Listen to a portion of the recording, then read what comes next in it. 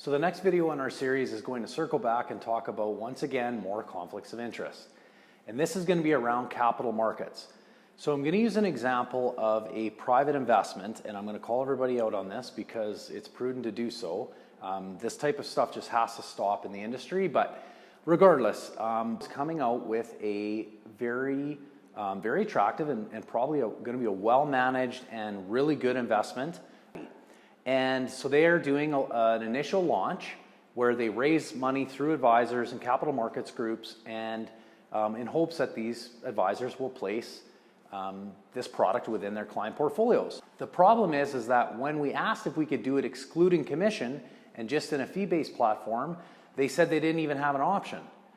And I'm almost positive that all of these funds will be highly placed within portfolio manager accounts and fee-based accounts. So what that means is that the advisors are actually earning a commission and then going to charge a subsequent fee, which is an extreme conflict of interest. Although this product is probably going to be of high quality and really attractive for us to even carry within our client portfolios, this is disgusting behavior that has to stop within the industry.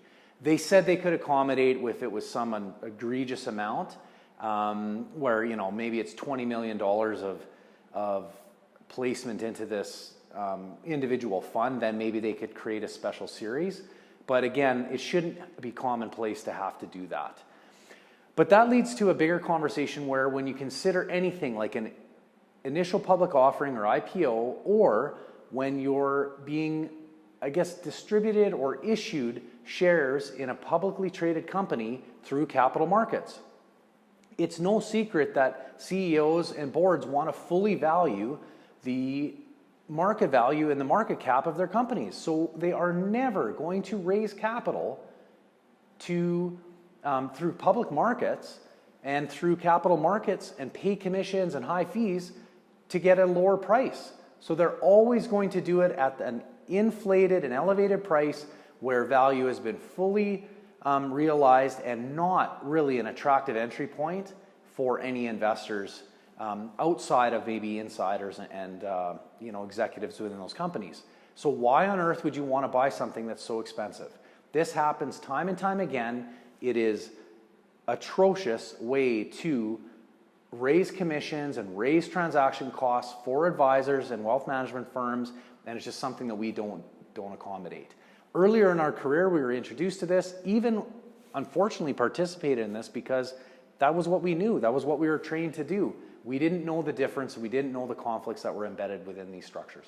Now, I'm not saying every single transaction is tragic, but as a whole, if you look at the success of any capital market raise or IPO, very, very few of them actually provide significant positive results out of the gates.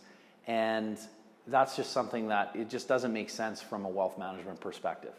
However, if a company was so attractive and could raise money so efficiently because of the quality of the company, why would they ever spend the millions of dollars, sometimes tens of millions of dollars, in capital market fees for that raise? If it was so attractive, they would just internalize that cost and enhance the price themselves. So pay attention. If your advisor is recommending capital market activity, IPOs, or God forbid, commission-based placements inside of a fee-based account, run for the hills. You deserve a lot better.